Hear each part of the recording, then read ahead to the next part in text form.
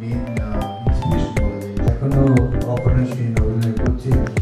এত বড় সমস্ত দিকপালদের নিয়ে বছরের পরে আবার এই ছবিতে সময়ের সঙ্গে আমার জন্য এটা যতটা গিফট এবং প্রায় 15-20 বছর আগে এবং একটা বিদেশি নভেল জেমস জয়েসের সেটা যখন আমি পড়ি, যেটা আমার মেইন ইন্সপিরেশন বলা যায় এই ছবিটার জন্য, তখন আমি ভেবেছিলাম যে সেটা কি সুন্দর বাংলা অ্যাডাপ্টেশন হয়, যদি অপর্ণা সেন বা ঋতুপর্ণ করে কি ভালো ছবি হয়। তখন আমি কিন্তু ফিল্ম কিছু করি না এইসব। সো আমার আইরনিক্যালি এত বছর পরে সেটা ভেবেও ভালো লাগে যে অপর্ণা সেন এই ছবিটা আমি বানালাম এবং নায়িকা অপর্ণা সেন, সেইটা অদ্ভুত একটা ফিলিং দেয় যেটা আমি এত বছর আগে ভেবেছিলাম। দেখো, বয়োজ্যেষ্ঠ বলে আমাকে অবহেলা করো না। তুমি একজন চিত্র নির্মাতা এবং সেই পরিচয়টাই এখনো তোমার কাছে খুব বড় এবং খুব মূল্যবান হয়ে আছে। কিন্তু তোমার কাছে নয়, আমাদের সকলের কাছে। সেটা যেখানে তুমি এখন অভিনয় করতে সম্মত হও যেসব ছবিতে, সেটা সেই ছবিটা আমি থাকি না থাকি, বাংলা ছবির দিকে তাকালে সেইটা আমার কাছে বাড়তি লাভ। যে এখনো অপর্ণা সেন অভিনয় করছে এবং একটা বাদিঘরের মতো দাঁড়িয়ে রয়েছেন নতুনদের জন্য, এটা খুব ভালো লাগে।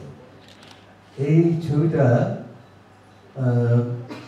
সুমন অনেকদিন ধরেই মাঝে মাঝে দিয়ে আমাদের বলতো, এবং আমাকে যখন জেমস জয়েসের ওটা বলেছিল, তখন আমার এত আগে পড়া, সেই 40 বছর আগে অন্তত, যে আমার ভালো করে তার কাহিনী আখ্যান ভাগ মনেই ছিল না। তখন ওই আমাকে বইটা আবার দিল, দিয়ে বলে একটু পড়ে দেখো তো কিরকম লাগছে।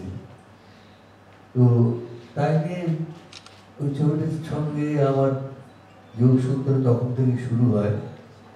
এবং বলা বাহুল্য, আমার এটা একটা মানে কোনো বায়াস নয়, কিন্তু এখনকার বাংলা ছবি অনেক সময় দেখলে আমার মনে হয় যে আগেকার 50-60-এর, এমনকি 70-এর দশকের কিছুটা অবধি যে আখ্যান ভিত্তিক কাহিনী ভিত্তিক ছবি হতো, সেগুলোর একটা জায়গায় অন্তত একটা জোর থেকে যেত, যে বিশেষত সুসাহিত্যের থেকে সংগৃহীত হতো বলে সেগুলোর খানিকটা আকর্ষণ দর্শক মনে উজ্জীবিত থাকত।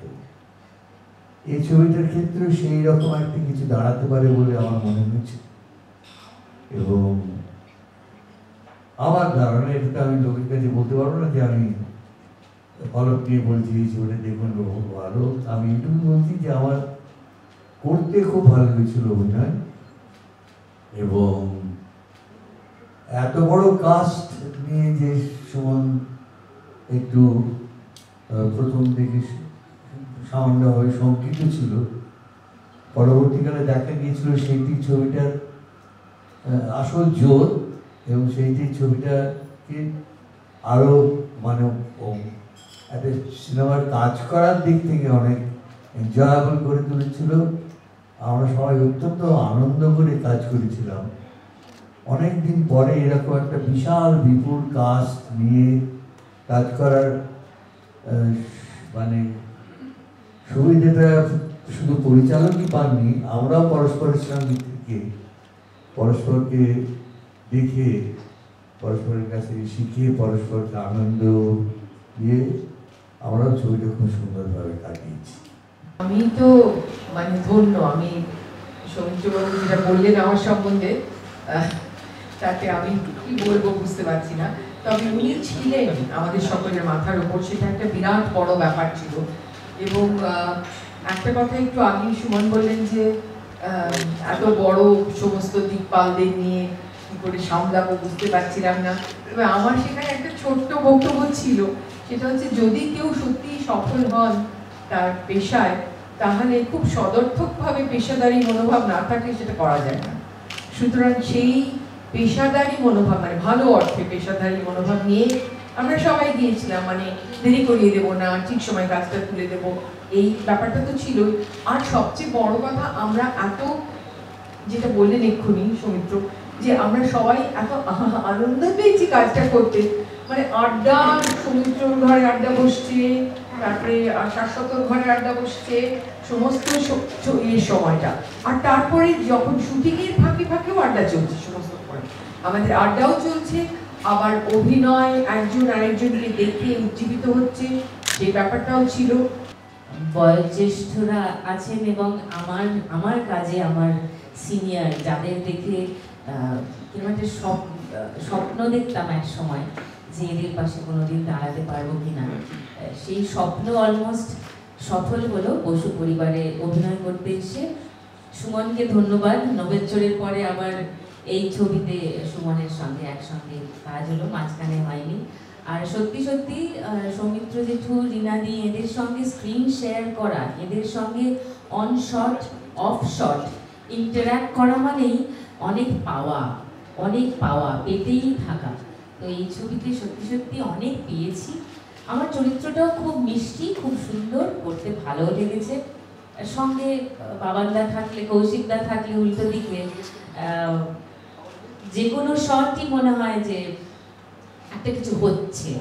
এত কমপ্লিমেন্ট করেন সহ অভিনেতাকে, এখানে বাবানদা নেই, কিন্তু এত আরাম পাই ওনার সঙ্গে কাজ করলে, খুব ভালো লাগে। এখানে আমি কেউ না, টু বি অনেস্ট। আমার জন্য এটা যতটা gift as my first film, আমি সেটা মানে I have to always be thankful to Suman for that. সেটা কখনো পাল্টাবে না, মানে you nobody will replace that for me in my life. প্রথম দিন যখন আমি স্ক্রিপ্ট দিয়ে গেছিলাম, সেদিন আমি বোবা হয়ে গেছিলাম, আমার মুখ দিয়ে একটা কথা বেরোচ্ছিল। আজকেও এসে ওই ফিলিংটা আমার একবার হয়েছে।